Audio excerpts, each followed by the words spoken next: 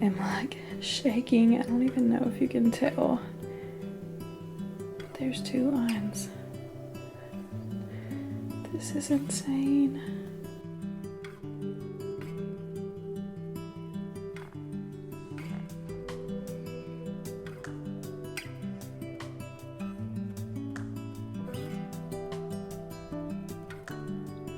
I already know that I'm going to be all over the place with this video, but I have been putting this off. I haven't picked up the camera in probably over a month. I haven't really felt like vlogging because it just didn't feel right in the time, but YouTube is something that I am so passionate about, and I do want to continue vlogging, continue doing what I love, but in order to move forward, I felt like that I needed to tell this story, I guess. And I know that this is something that so many people have been through, so many of you guys, but it was just so traumatic for me. So it has been really hard.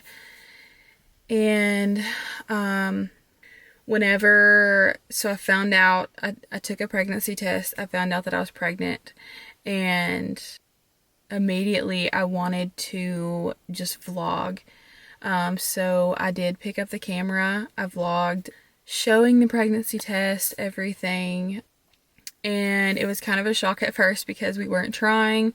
And so I was pregnant with baby number 4. And just as things started to sort of feel real, I guess, I started bleeding, and I just knew immediately that something was wrong, that something wasn't right. It was a very hard thing because for some reason I just knew that I was having a miscarriage. I gave it a couple days because I thought that maybe it would stop, that maybe it was just some sort of something that was bleeding, because sometimes that can be normal during pregnancy, although I've never had that with any of my other pregnancies. And so I gave it a couple days, and then I went to the ER. They did an ultrasound, checked my HCG level. My level was fine for how far along that I was. The ultrasound was fine. They found the baby's heartbeat, everything. They told me that everything looked fine, that it could be something else, or it could be an impeding miscarriage. So I went home with uncertain answers, I guess you could say, from that ER visit. But they told me that I should have those levels repeated in a couple days, and if my levels were going up, then that would mean that I was still pregnant.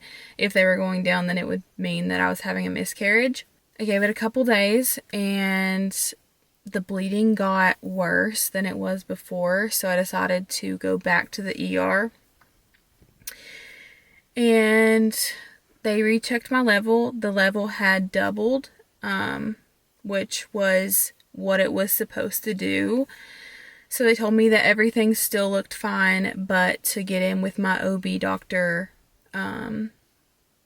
as soon as I could. So I made an appointment for as soon as I could. They got me in within a couple days. This whole time, I just kept having the feeling that something was wrong, even though the ultrasounds were showing everything was fine. My lab work was showing that everything was fine. I just knew that this wasn't normal and that something was happening. I started taking pictures of like how much I was bleeding, what it looked like, everything. And so I went to my OB, and everything was okay. They done a pelvic exam. They said everything looked fine. They couldn't find where the bleeding was coming from. I had an ultrasound, and they said the ultrasound looked okay and the baby's heart rate was fine. I heard the heart rate, I saw the heart beating, I saw the baby on the ultrasound, and the ultrasound tech, she said, "There's your baby, everything is fine." And in that moment, honestly, I just wanted to break down and cry, because Even though the screen was showing that everything was fine, I still knew that something wasn't right because the bleeding that I was having, it just didn't line up with what they were telling me. I just knew that something was wrong. So I went back, I seen the doctor. I literally cried to the doctor because it's just like I couldn't. It was hard to be happy because I still knew something was wrong.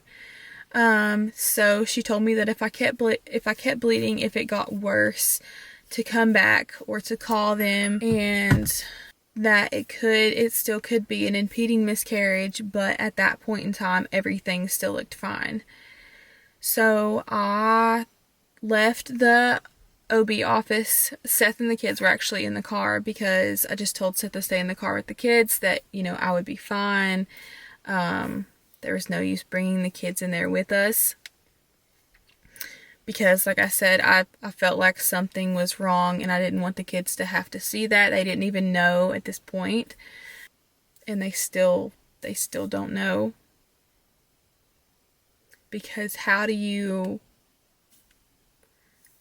tell your kids that they're gonna have a baby brother or sister and then crush their heart whenever they don't?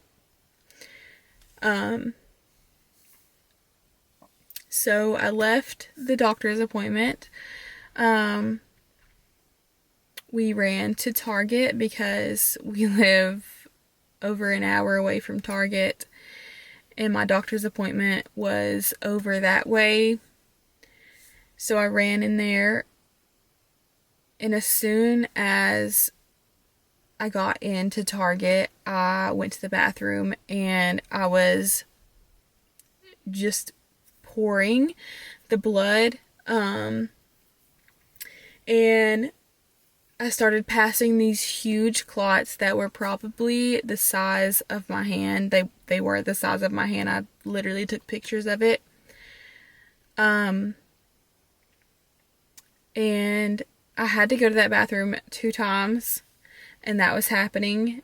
And so we went out to the car because it just kept happening, and I was like, I can't be in here anymore. So we came out to the car.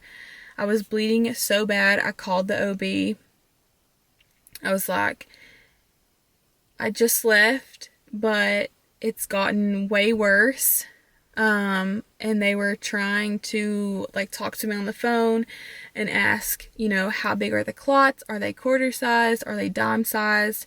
And I was like, no, they're literally the size of my hand. And something is just seriously wrong. I was on the app, the doctor's office app, trying to send them a picture and show them, and the picture wouldn't go through. And so I just told them that I was coming back. So I went back to the doctor's office. At this point in time, I had Camden's diaper literally holding it under me. I was bleeding so bad. And so I went and sat in the waiting room, and I just remember sitting there, and I was just waiting, hoping that I wasn't going to bleed through that diaper. So the same nurse from earlier came back and got me, and I went to a room, and I said, I really have to go to the bathroom. Is it okay if I go to the bathroom? And when I did, I just kept passing those huge clots, and so I actually brought the nurse and doctor in there, and they seen it. At this point, I was crying, and they were telling me they were so sorry, that from the looks of it, it did look like I was having a miscarriage. They done another pelvic exam, and she asked if I wanted them to do another ultrasound to confirm. And so I said yes. So I went back to the same room and the same ultrasound tech, and 2 hours later, everything was gone. The baby, the heartbeat, everything that the ultrasound was showing 2 hours prior was gone. So all I could do was just lay there and cry. I honestly have never felt like this in my life. It was unlike anything that I have ever felt. So the whole car ride home, I just kept passing clots. They had to do blood work and stuff before I left, and I had to go to the bathroom in there. And I probably passed over probably at least 12 or more of these huge clots the size of my hand. And I was feeling so weak and dizzy because I'd lost so much blood in a short amount of time. And it was just so traumatic. Honestly, I didn't even know like what to do, what to say. I hadn't really told, I hadn't told my family yet. So I had to end up telling my family that I was having a miscarriage, and it was still just so heartbreaking, the whole situation. Being in that ultrasound room, having that ultrasound, hearing the baby's heartbeat, seeing the baby, seeing the heartbeat on the ultrasound, and then everything being gone 2 hours later was the most traumatic thing that I had ever been through. But I wanted to, I guess, get this off my chest so that I can feel like that I can move forward.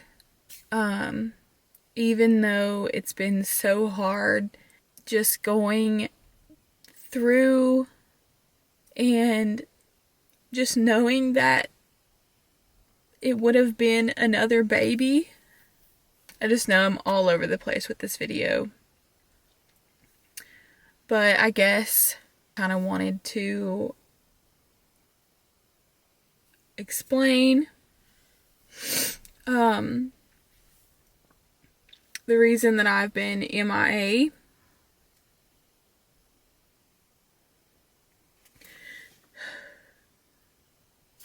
They gave me ultrasound pictures when I first went for the ultrasound, when I heard the heart rate. It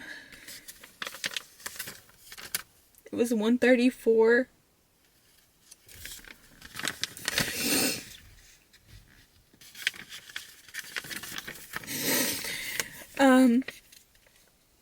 So these have just been in my glove compartment.